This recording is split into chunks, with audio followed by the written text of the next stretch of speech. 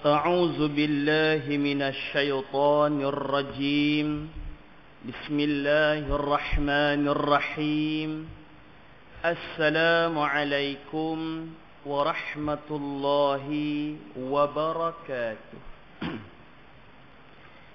إن الحمد لله نحمده ونستعينه ونستغفره ونعوذ بالله من شرور أنفسنا ومن سيئات أعمالنا من يهده الله فلا مضل له ومن يضلله فلا هادي له أشهد أن لا إله إلا الله وأشهد أن محمدا عبده ورسوله اللهم صل وسلم على سيدنا محمد وعلى آله وأصحابه أجمعين قال رب اشرح لي صدري ويسر لي أمري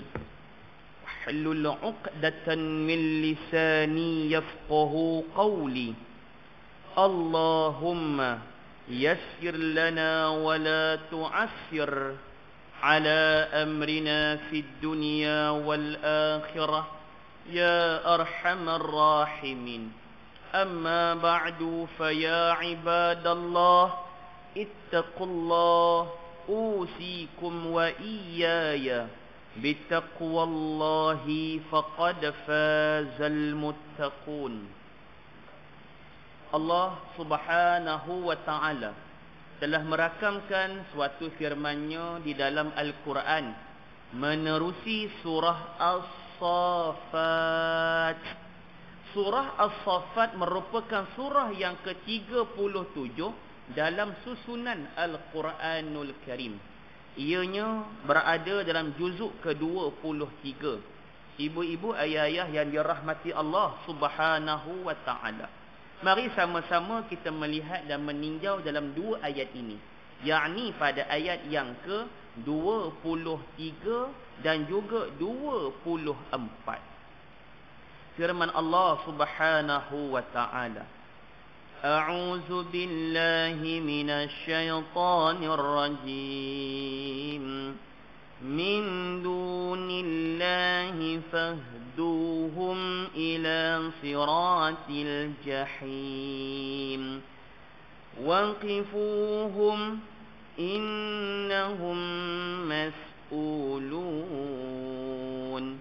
صدق الله العظيم. Maha benar firman Allah subhanahu wa ta'ala. Alhamdulillah. Marilah sama-sama kita merafak sembah dan ta'zim kita pada Allah Azza wa Jalla. Dengan limpah karunia serta kasih sayangnya, dengan inayah dan juga taufiknya, pada malam yang berbahagia ini diizinkan sekali lagi untuk sama-sama kita duduk berhimpun dan berkumpul bagi menjayakan majlis ta'lim kita ini. Mudah-mudahan dengan kebaikan, mudah-mudahan dengan amal yang saleh kita lakukan ini, hendaknya walaupun ianya sedikit, hendaknya menjadi satu dalil dan juga bukti di hadapan Allah subhanahu wa ta'ala. Mudah-mudahan kita berdoa kepada Allah agar amal ini diterima dan juga menjadi saksi di hadapan Allah nanti, insya-Allah. Amin ya rabbal alamin. Ibu-ibu, ayah-ayah yang dirahmati Allah subhanahu wa ta'ala, pada 21 hari bulan Januari 2022, pada bulan yang lalu, kita baru sahaja menceritakan beberapa keadaan, iaitu siri ataupun episod-episod manusia bila mana ia berada di hadapan Allah subhanahu wa ta'ala. Iaitu kita membincangkan sedikit yang berkaitan tentang timbangan amal manusia bila mana ia berhadapan dengan Allah subhanahu wa ta'ala. Sebagai imbas mula, sebagai kita review balik, iaitu bagaimana yang saya buka cerita pada bulan yang lalu, cerita bagaimana para ulama berselisih pandangan, cerita apa yang ditimbang di hadapan Allah. Kata para alim ulama ada 3 pandangan, iaitu yang pertama apabila manusia itu ditimbang amalnya, iaitu apabila Pandangan yang pertama, amal itu tidak ditimbang, tetapi amal itu nanti ditukar kepada bentuk jirim.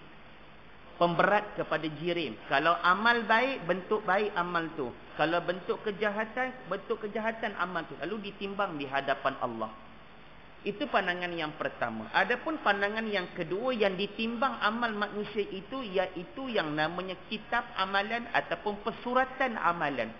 Yang ini, yang seperti mana kita bincang, yang kita rakamkan dalam, yang kita baca hari itu dalam surah Al-Kahfi. Ayat 49, bagaimana cerita tentang kitab amalan itu ditimbang. Ada nama kitab itu yang namanya kitab Sijjin. Sijjin. Ada yang nama kitab Iliyin. Adapun pandangan yang ketiga, mereka menolak. Pandangan pertama menolak pandangan yang kedua, iaitu mereka mengatakan yang ditimbang amal itu iaitu mereka yang melakukan amal baik dan juga mereka yang melakukan amal jahat. Siapa dia? Kita sendiri. Kita itu akan ditimbang di hadapan Allah. Macam mana perkiraannya? Wallahu a'lam bissawab. Sebab itu saya kongsikan pada bulan yang lalu bagaimana kita boleh amalkan satu zikir ini yang saya kongsikan hari itu tentang zikir. Dua kalimat yang kalau kita sebut menjadi kegemaran Allah. Allah berkenan dengan zikir ini. Ringan pada sebutan tapi berat pada timbangan Allah. Iaitu Subhanallah wa bihamdi subhanallahil azim. Subhanallah wa bihamdi subhanallahil azim. Kita punya cerita tertangguh sampai cerita takat tu. Jadi insya-Allah pada malam ini kita sambung siri episod manusia bila mana dia berhadapan di padang mahsyar Allah Subhanahu wa taala. Insya-Allah pada malam ini kita sampai pada muka surat 47. Allahumma anfa'na bi ulumihi fi darain amin ya rabbal alamin. Kata pengarang kitab, selepas itu dibentangkan ataupun dilentangkan yang namanya as-sirat, yakni yang namanya jambatan ataupun titian di atas neraka jahanam dan disuruh lalu di atasnya. Baik. Malam ni kita cerita tentang as-sirat, yang namanya jambatan ataupun titian. Ibu-ibu, ayah-ayah yang dirahmati Allah Subhanahu wa taala. Dalam Al-Quran yang kita baca ada 30 juzuk Al-Quran. 30 juzuk Al-Quran itu terkandung di dalamnya ada 114 surah. Dalam 114 surah di dalamnya ada 6,235 ayat-ayat Al-Quran. Dalam 6,235 ayat itu yang Allah cerita tentang asyirat, alif, lam, sad, ra, ta, terkandung dalam Quran sebanyak 45 kali ulang-ulangan ayat tentang asyirat ini. Yang mana Allah cerita di dalam sebanyak 21 surah. 45 kali Allah ulang perkataan sirat, terkandung di dalamnya 21 surah. Baik. Salah satu yang kita bacakan iaitu dalam surah Al-Fatihah yang kita baru semayang tadi. Selain daripada tu, yang saya baca di awal-awal muqaddimah kuliah tadi, saya petik daripada surah yang namanya surah As-Saffat, surah yang ke-37 berdasarkan juzuk ke-23 menerusi ayat 23 dan ayat 24 itu jawapan dia. Firman Allah Subhanahu wa taala. A'udzu billahi minasy syaithanir rajim. Min dunillahi fahduhum ila siratil jahim. Waqifuhum innahum mas'ulun. Sadaqallahul azim. Maha benar firman Allah Subhanahu wa taala. Yang bermaksud ayat ke-23 Allah berfirman, tunjukkanlah kepada mereka, yakni jalan ataupun titian yang menuju kepada neraka Allah Subhanahu wa taala. Kalau dah ayat ini Allah kata tunjukkanlah, itu perintah kan? Itu perintah Allah kepada para malaikat yang bertugas. Tunjukkanlah mereka ke satu jalan, ke satu titian, ke satu jambatan yang menuju ke neraka Allah. Ayat 24 Allah firman, waqifuhum innahum mas'ulun. Kata Allah Subhanahu wa taala, bila dah tunjuk, tahan mereka, wakafkan mereka, berhentikan mereka dulu di atas jambatan itu. Kepada mereka yang mana tempat sebagai soal siasat, tempat perhentian itu. Kata Allah Subhanahu wa taala, sesungguhnya mereka nanti akan ditanya oleh Allah satu-satu soalan. Tuan-tuan, cerita tentang jambatan as-sirat ini. Baik, kita baca kepada pengarang kitab kita ini. Apa dia nak terang lagi? Lalu disuruh kita lalu di atasnya. Maka mereka pun lalu dengan meniti dengan bermacam-macam keadaan. Ada yang lambat, ada yang cepat, ada yang lepas, maka beruntunglah kata pengarang kitab. Dan ada yang jatuh, maka celakalah ia. Baik, ibu-ibu, ayah-ayah yang dirahmati Allah Subhanahu wa taala. Bila kita nak cerita tentang kata pengarang kitab, yang sampainya kata ada pelbagai manusia ini, keadaan dia nak melintas ini pelbagai rupa, pelbagai macam, pelbagai kerenah, pelbagai perangai. Sebelum kita nak tahu macam mana cara melintas mereka ni, kita nak tahu dulu jambatan as-sirat ni macam mana. Satu hadis yang dikeluarkan oleh seorang sahabat baginda Nabi sallallahu alaihi wasallam yang bernama Sayyidina Abdullah bin Mas'ud. Siapa dia Sayyidina Abdullah bin Mas'ud ini? Seorang sahabat Nabi. Jom kita kenal dululah. Kita baca kejap biodata ringkas dia lah, sepanjang kita punya pengetahuan nak tahu sahabat Nabi ni macam mana perangai dia. Seorang sahabat Nabi yang bernama Sayyidina Abdullah bin Mas'ud. Siapa dia ini? Kalau saya rujuk dalam sebuah kitab yang namanya Matan Arba'in An-Nawawi, dalam kitab bahasa Arab yang saya ada ni, Al-Wafi, pengarang kitab sebut Abdullah bin Mas'ud ini adalah orang yang senarainya dipanggil dengan As-Sabiqun Al-Awwalun. Apa makna As-Sabiqun Al-Awwalun? Orang yang pertama-tama Islam baru nak berkembang. Dia ni joint venture dengan Nabi sallallahu alaihi wasallam. Maksudnya dia ini antara sahabat yang terawal menerima ajaran Islam daripada baginda Nabi Muhammad sallallahu alaihi wasallam. Dan diceritakan sejarawan, diceritakan cendekiawan Islam, dia ini kalau ikut turutan sahabat Nabi yang menerima ajaran Nabi, dia ni orang yang ke-6 daripada sejumlah para sahabat Nabi yang ada. Orang yang ke-6. Maksudnya orang yang terawal-awal terima Islam. Antaranya Sayyidatina Khadijah, antaranya Sayyidina Ali, antaranya Sayyidina Abu Bakar. Dan orang ni yang nama Abdullah bin Mas'ud ini, dia ni bukan orang tua. Dia ni di kalangan remaja. Daripada kalangan remaja yang terima dakwah Nabi, kalau ikut turutannya, dia orang nombor 6. Baik, macam mana perangai dia ni? Dia ni, bila pertama kali dia berhadapan dengan Nabi, dia mengangkat syahadah. Bila mana dia bersyahadah, dia akui Allah tu Tuhan dia, Muhammad itu pesuruh Allah Subhanahu wa taala. Hari pertama dia Islam tu, dia pergi ke tengah-tengah pekan, dia pergi ke tengah-tengah kota Mekah tu. Tahu dia buat apa? Dia baca satu ayat daripada ayat-ayat Al-Quranul Karim.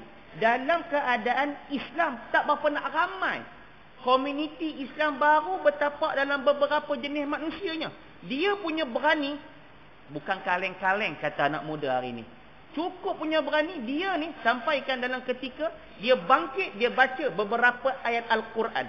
Apa jadi pada Abdullah bin Mas'ud?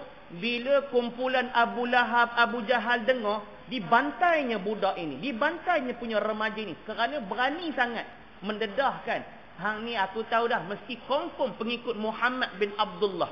Sebab bila mana Nabi diwahyukan menjadi Nabi, mula kebencian datang daripada pelusuk hati-hati manusia pada waktu itu.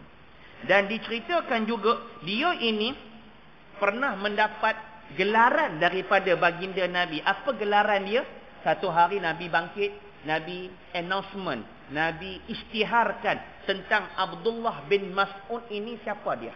Kata baginda Nabi sallallahu alaihi wasallam, innaka ghulamun muallimun.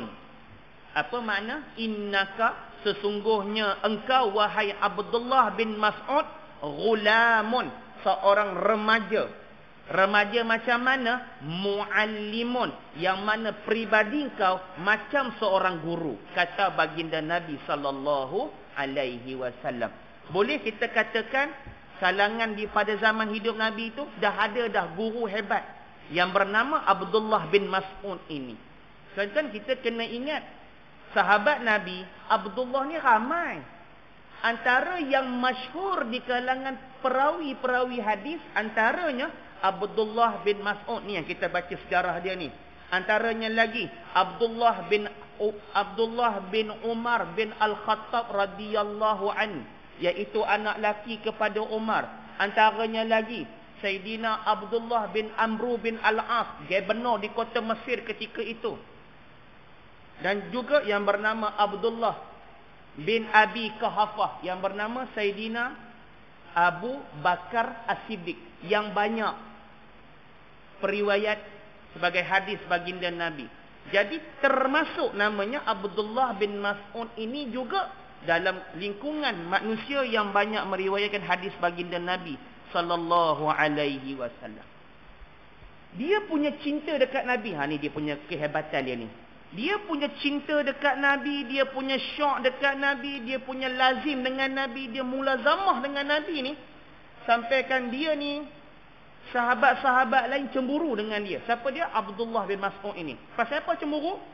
Sebab Abdullah bin Mas'ud ini, dia punya pribadinya, dia ini pernah bergelarkan dengan gelaran sahibus sirri, sahibus siwak, sahibun ni'lai. Ada 3 gelaran dia. Sahibus sirri. Dan dia ni apa makna sahibus sirri? Orang kepercayaan Nabi, orang kanan Nabi.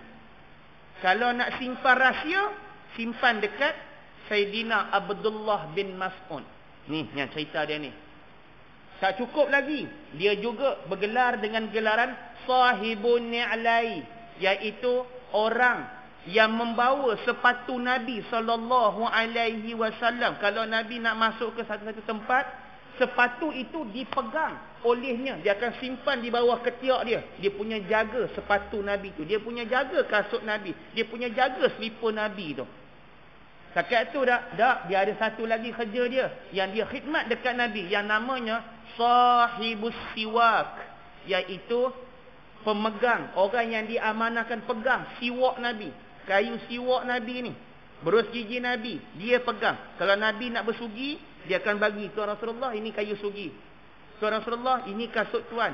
Wahai Rasulullah, kalau ada apa-apa rahsia nak simpan, simpan pada saya. Macam kita lah hari ni, ada pegawai. Pegawai apa? Pegawai apa nama, penyimpan moho-moho besar di raja lah, apa dan sebagainya kan. Zaman Nabi ada dah. Siapa yang pegang? Iaitu Sayyidina Abdullah bin Mas'ud. Dan dia ni punya hebat tak hebat, Nabi pernah gelarkan dia muallimun, seorang guru yang hebat. Dia ni sejak daripada remaja lagi, dia ni dah memang hafal Quran dah. Datang dia wahyu, hafal. Datang wahyu, hafal. Datang wahyu, hafal. Ni yang kata Abdullah bin Mas'ud. Bukan takat tu juga. Dan dia ni pernah dilantik ketika mana selepas wafatnya baginda Nabi sallallahu alaihi wasallam, dia pegawai CEO Baitul Mal di kota Kufah. Dia pegang berapa lama? Start daripada zaman Sayyidina Abu Bakar, kemudian zaman Sayyidina Umar Al-Khattab, sampailah Sayyidina Uthman bin Affan radhiyallahu anhu. Tiga pemimpin dia melintas, 3 pemimpin dia rentas. Zaman dia pegang CEO Baitul Mal di kota Kufah. Tuan-tuan yang dirahmati Allah, kalau kita baca kitab Matan Arba'in An-Nawawi, 40 Imam Nawawi, di sana beliau meriwayatkan ada 2 hadis, iaitu hadis yang keempat dan juga hadis ke-14.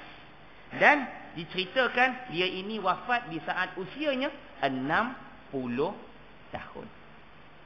Dia beza dengan umur Nabi dalam lingkungan 20 tahun. 20 tahun. Maksudnya Nabi dah dilantik menjadi Rasul ketika usia 40, dia berusia 20 tahun. Seorang remaja yang betul-betul berani penghafal Quran. Siapa dia? Sayyidina Abdullah bin Mas'ud. Baik. Kita dah tahu dah sejarah dia. Kita nak cerita. Apa yang dia cerita tentang sirat ini. Dia nak cerita pasal sirat ni macam mana. Tuan-tuan kalau nak tengok, tuan-tuan rasa tuan-tuan pun ngaji juga dengan Ustaz Izul. Kitab Matan Bahrul Mazi jilid ke-17 kan. Tuan-tuan boleh buka satu hadis, iaitu pada hadis yang ke-17 pada perbincangan ke-33 di sana ada jawapan. Satu ketika Sayyidina Abdullah bin Mas'ud berkata, tuan-tuan, kalau Sayyidina Abdullah bin Mas'ud berkata, boleh tak kita katakan ini hadis? Alhamdulillah. Boleh tak kita katakan ini hadis? Biasanya kalau kita sebut Sayyidina Abdullah bin Mas'ud qala Rasulullah sallallahu alaihi wasallam, itu tak apa, itu hadis. Sebab ada perkataan Rasulullah sallallahu alaihi wasallam. Baik, dalam ayat tadi saya baca qala Ibnul Mas'ud ataupun qala Abdullah bin Mas'ud radhiyallahu anhu, tak ada kataan Nabi di situ. Boleh tak kita katakan ini sebagai hadis? Boleh tidak? Boleh. Kenapa boleh, Ustaz?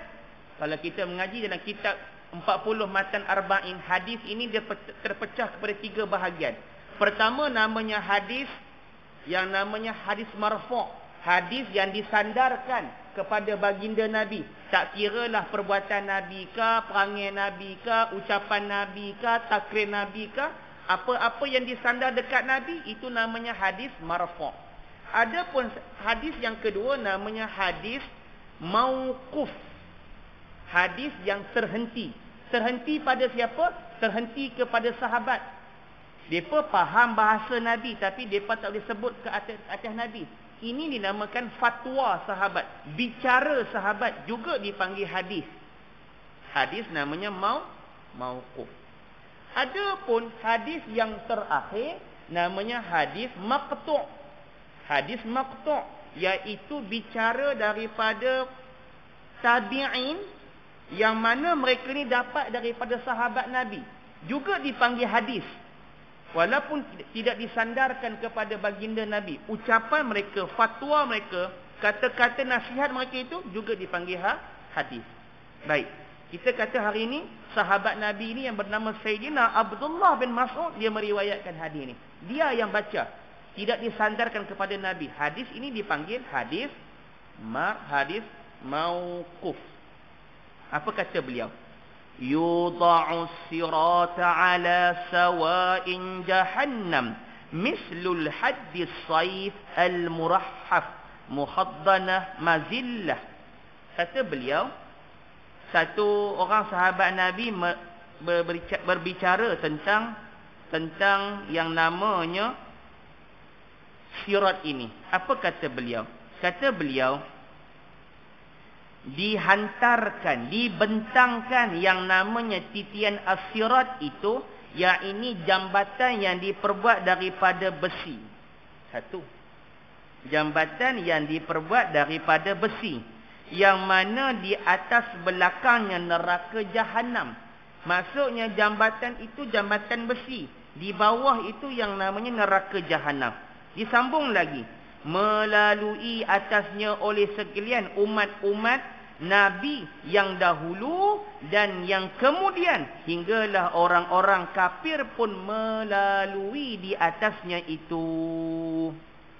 Bukan kata umat Nabi Muhammad je, semua manusia kena. Nak ke tak nak, redha ke tak redha, mesti kena lintas. Namanya titian sirat itu. Beliau yang bernama Sayyidina Abdullah bin Mas'ud menyifatkan macam mana titian itu. Kata beliau, titi itu sangatlah halus. Sangatlah halus. Yang mana seumpama tajamnya mata pedang. Halus, tajamnya seperti tajam mata pedang. Tu dia sebut mislu haddus sayf. Dia punya tajam tu seperti tajamnya mata pedang. Satu.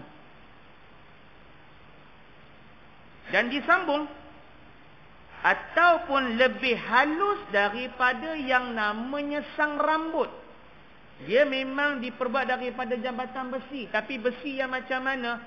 Seakan-akan macam sehelai rambut yang kita pernah dibahaskan oleh tok-tok guru kita, macam dibelah 7. Rambut tu dah nipis dah halus dah pun. Tuan-tuan, kalau rambut kita jatuh dekat kapet ni, confirm tak cari dah, lantak ke dia lah.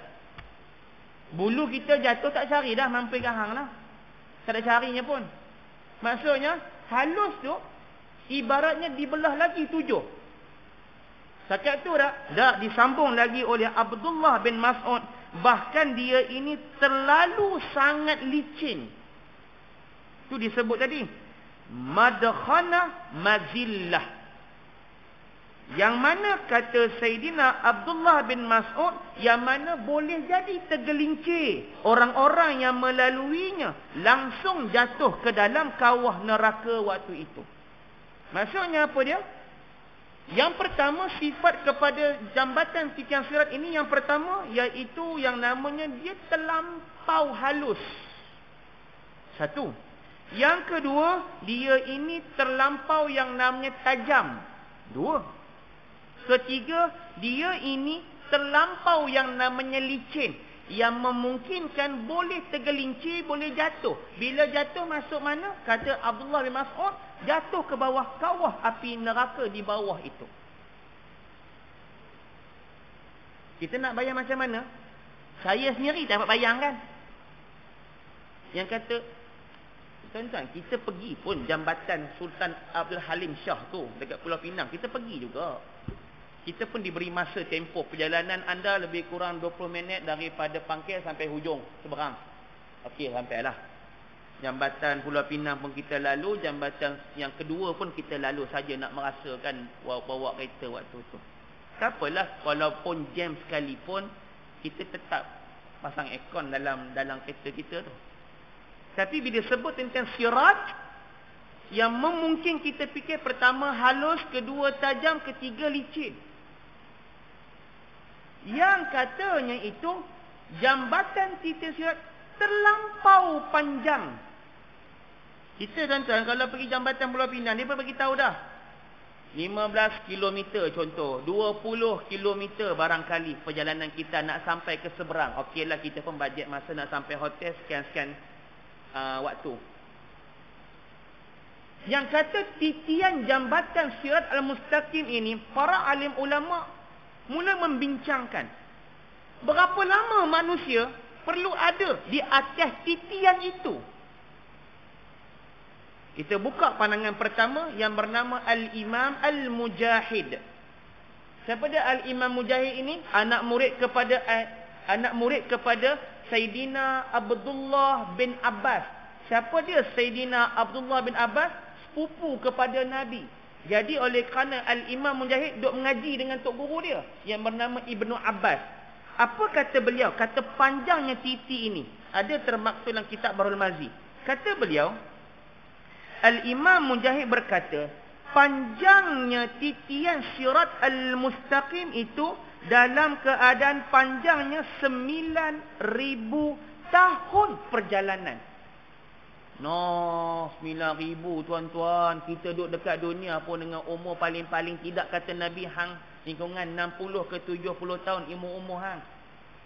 Ni yang kata Al-Imam Al-Mujahid, dia kata apa? 9,000 tahun perjalanan. 9,000 tahun tu adakah semata-mata straight belaka? Tidak. Kata beliau, manusia akan meniti titian sirat dalam bentuk 3 fasa. 3 fasa. Fasa yang pertama iaitu dia mendaki. Mendaki. Berapa tahun kata Al-Imam Mujahid? Duk mendaki saja 3,000 tahun perjalanan. 1. Habis fasa mendaki, fasa mendatar. Fasa straight. Itu pun 3,000 tahun perjalanan. Fasa yang ketiga, fasa menurun.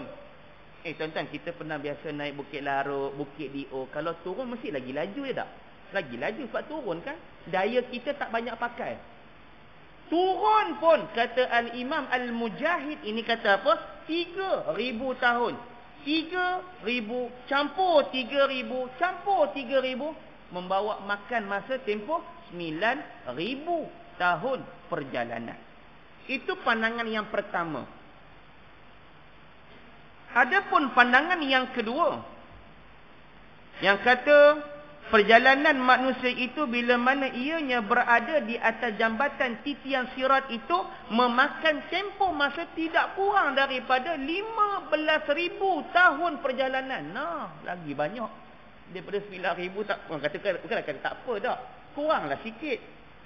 Seorang lagi imam yang bernama Al-Imam Fudail bin Iyad, dia kata apa? Dia menyanggah jawapan kepada Al-Imam Al-Mujahid. Dia kata, bukan, lagi panjang masa dia. Berapa panjang masa dia? 15,000 tahun, dia kata. Maksudnya, dia mengira untuk fasa mendaki saja sudah makan tidak kurang daripada 5,000 tahun perjalanan.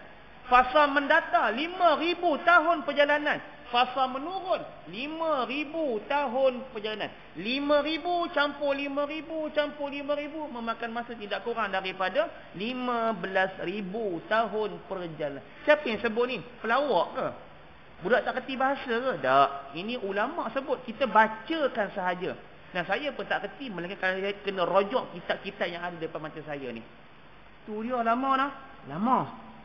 Kita macam dah, Ustaz, di mahsyar pun dah lama. Takkan jabatan pun lama juga? Iyalah. Dah nama pun kiamat. Kiam. Kita berdiri je. Disuruh berdiri, berdiri je. Berapa lama berdiri? Jangan tanya saya lah. Saya pun tak tahu berapa lama nak berdiri. Sehingga kehendak Allah itu selesai. Baik. Dua pandangan. Pertama Al-Imam Al-Mujahid. Dan kedua yang namanya Al-Imam Fudail bin Iyad. Baik, kita sambung.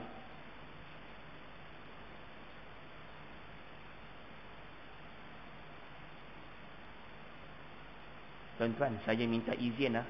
Pukul paling lewat 8.45 saya kena gerak dah.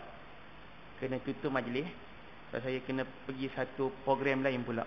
Jadi nak bahas panjang-panjang pun tak boleh. Habis-habis hati 8.45 saya kena gerak dah. Boleh nah? Okey, baik. Tuan-tuan ingatkan lah, sekarang saya terlajak kan, tuan-tuan buat no hand, buat tak kerti pula. Jenuh saya. Dulu nak ingat sama je. Abang Razak tuan-tuan ingatkan lah. Kod kalau terlajak lah. Baik, kata pengarang kitab. Yang mula-mula yang lalu sekali iaitu Rasul. Sedang setiap daripada Rasul itu dia berdoa dengan dia berkata, Rabbis salim salim, Rabbis salim salim, Rabbis salim salim. Wahai Tuhanku, berikanlah selamat olehmu, berikanlah selamat olehmu. Baik, kata pengarang kitab, yang mula-mula meniti daripada kalangan para Rasul itu ialah Nabi kita, baginda Nabi Muhammad sallallahu alaihi wasallam. Nabi kita yang lintah dulu. Tuan-tuan boleh bayangkan, kenapa Nabi dapat lintah dulu? Sedangkan dia ni Nabi yang terakhir, Nabi bongsu, Nabi paling dunia. Kenapa tak beri keutamaan dulu kepada baginda Nabi Adam alaihi salam? Kenapa tak beri keutamaan? Kenapa menyebelahi kepada baginda Nabi kita? Sesungguhnya baginda kita Nabi Muhammad sallallahu alaihi wasallam, gelaran dia di sisi Allah. Allah bagi, bukan kita bagi. Allah bagi gelaran itu kepada Nabi Muhammad, iaitu dengan gelaran Habibullah, kekasih Allah. Kalau dah kekasih Allah, dah tentu Allah akan mengutamakan daripada sebelum-belum nabinya itu. Maksudnya macam kita lah. Dulu waktu kita pernah bercinta dengan isteri kita dulu, sebelum kita boleh kahwin hari itu, kita pernah jadikan sebagai kekasih. Apa yang dia nak, makanan yang dia suka kita beli, minuman yang dia suka kita beli. Contoh lagi, hadiah yang dia suka, apa dia, kita beli. Sebab kita nak tahu yang kita ni betul-betul nakkan ke dia tu. Kalaupun manusia pun begitu, dah tentu Allah Subhanahu wa taala punyai sifat yang namanya Ar-Rahim. Kasih sayangnya begitu luas. maka dapatlah kepada baginda Nabi kita, Nabi Muhammad sallallahu alaihi wasallam. Sedangkan para nabi yang termaktub di atas dunia ni, kata baginda Nabi Muhammad ada 124,000 orang para nabi yang menjadi keutamaan, yang menjadi kekasih Allah. Dalam 124,000 orang ni Allah pilih satu je, Nabi kita, Nabi Muhammad sallallahu alaihi wasallam. Kita ni tumpang. Tumpang apa? Berkat atas baginda Nabi Muhammad sallallahu alaihi wasallam. Tu pun heran lagi. Orang tak nak lagi sayang dekat Nabi kita. Tak tahulah pasal apa. Mungkin tak cukup agama ke, terpengaruh dengan budaya luar ke. Tak tahulah apa cerita, tapi selalu nak mengata Nabi, mengejek Nabi, selalu petikaikan apa Nabi buat. Heran manusia lagu ni kan. Dan kata pengarang kitab, yang mula-mula meniti daripada kalangan umat itu ialah umat Nabi Muhammad sallallahu alaihi wasallam. Kita lah ibu-ibu, ayah-ayah, petua kita ni. Kita nanti bila mana dipanggil untuk meniti tintian yang begitu panjang, Nabi tak panggil mana-mana Nabi melainkan Nabi Muhammad. Allah tidak akan panggil melainkan umat itu, melainkan umat Nabi Muhammad yang melintasi dahulu titian sirat al-mustaqim. Sedangkan kita ni dipanggil umat akhir zaman. Patut-patut umat Nabi Adam lah, patut-patut umat Nabi Nuh lah, patut-patut umat Nabi Idris lah. Tak, Allah beri keutamaan ini. Contoh kalau kita buka satu kitab, kenapa baginda Nabi Adam ini, kalau bahasa saya dalam bahasa mudah, macam ada perasaan jealous. Nak kata cemburu tu, iya juga.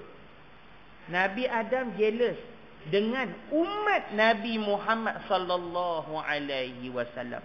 Ada 4 perkara yang Nabi jealous dengan umat Nabi Muhammad. Apa ceritanya? Tuan-tuan buka kitab tu, tuan-tuan bacalah.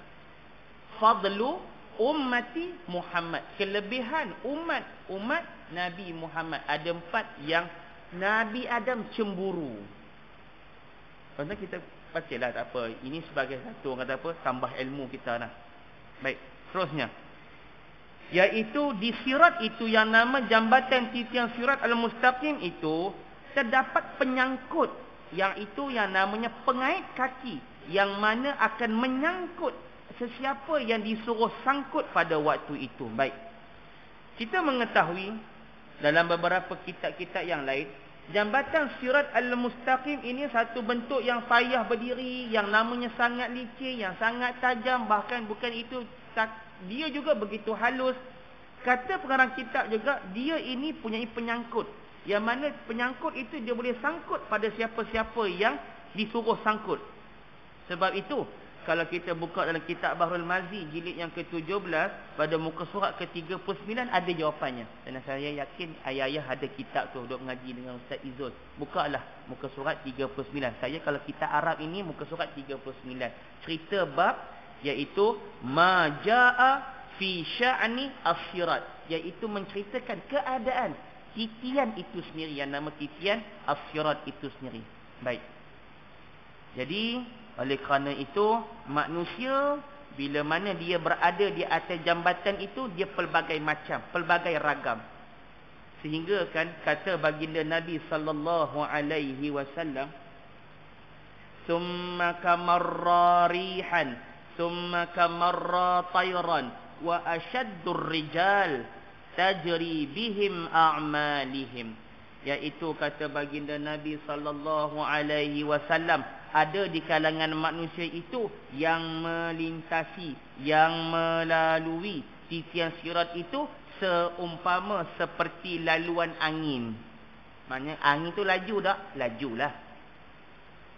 Allah mudahkan perjalanan dia, lintasan titian sirat al-mustaqim. Yang pertama dimaksudkan dengan marra ar-rih, namanya seperti laluan angin, satu. Yang kedua Nabi pernah sebut, iaitu dengan kamarra at-tayr, seperti namanya terbangnya sang burung itu. Burung lebih lahan sikit daripada angin, tapi boleh terbang. Lajunya seekor burung.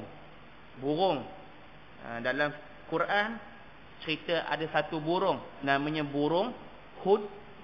Utusan baginda Nabi Sulaiman hantar surat ke Ratu Balqis dengan JNT dia namanya burung Hud. Burung cerita dalam Quran. Disambung lagi.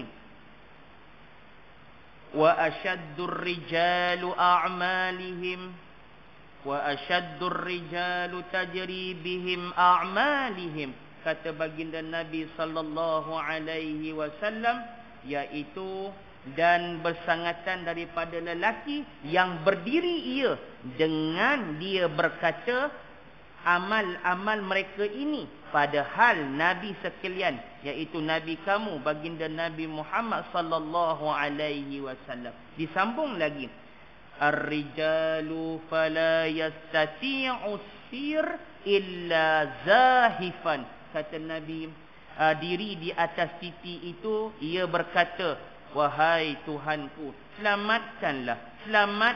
Ni kita baca ni, Rabbi salim ni, wahai Tuhanku, berilah selamat olehmu.